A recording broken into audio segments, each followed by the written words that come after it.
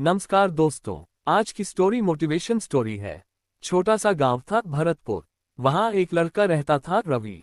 उसका परिवार बहुत गरीब था। पिता एक मजदूर थे जो दिन भर लकड़ियां काटकर फर्नीचर बनाते और गांव में बेचते। माँ खेतों में मजदूरी करती थी। घर मिट्टी का था, छत से बारिश टपकती थी और खाना कभी भरपेट नहीं होता था। रवि पढ़ने में बहुत अच्छा था, लेकिन स्कूल में जूते नहीं थे, बैग फटा हुआ था और किताबें आधी अधूरी। फिर भी वह हर दिन सुबह सबसे पहले स्कूल पहुंचता, सबसे पीछे बैठता और ध्यान से हर बात सुनता। गांव के लोग कहते, अरे रवि, पढ़ाई से क्या होगा, खेतों में हाथ डालो, कुछ कमाओ। पर रवि के सपने बड़े थे। वह इंजीनियर बनना चाहता था।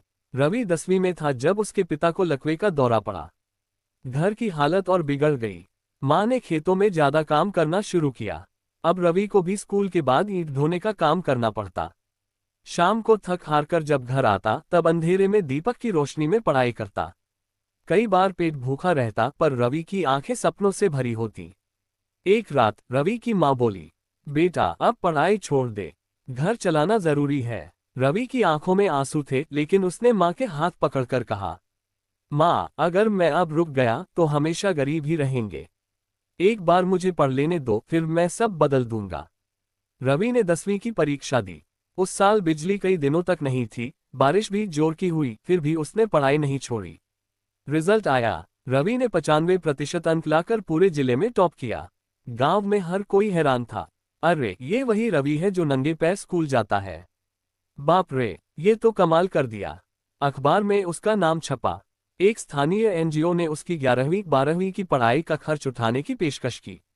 एनजीओ की मदद से रवि को शहर के एक अच्छे स्कूल में दाखिला मिला। पहली बार वह ट्रेन में बैठा।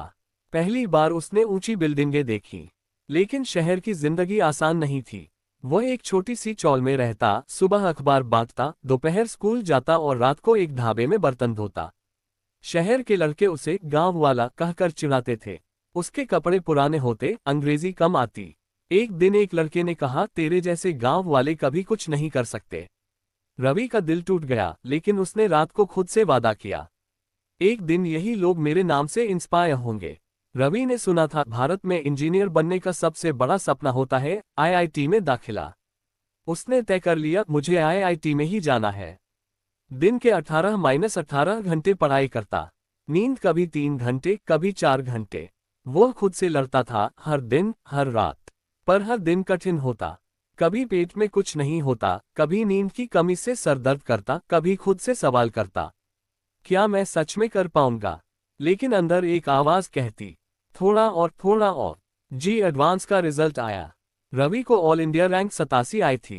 पूरा गांव झूम उठा। टीवी वाले आए, अखबार वाले आए और फिर सरकार ने उसकी आगे की पढ़ाई की जिम्मेदारी ली। रवि की मां के आंसू नहीं थम रहे थे।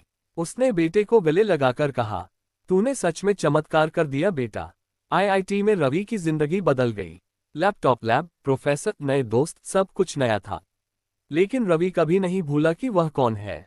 वह अब भी साधारण खाना खाता, गांव से लाई पुरानी तस्वीरें देखता और खाली समय में छोटे बच्चों को पढ़ाता।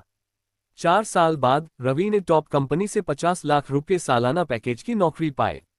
जॉब लगने के 1 साल बाद रवि गांव लौटा। पर इस बार वह नंगे पैर नहीं आया, वह एक चमचमाती कार से आया। गांव के लोग उसे देखकर हैरान थे। अरे रवि, तू तो सच में बड़ा आदमी बन गया रे।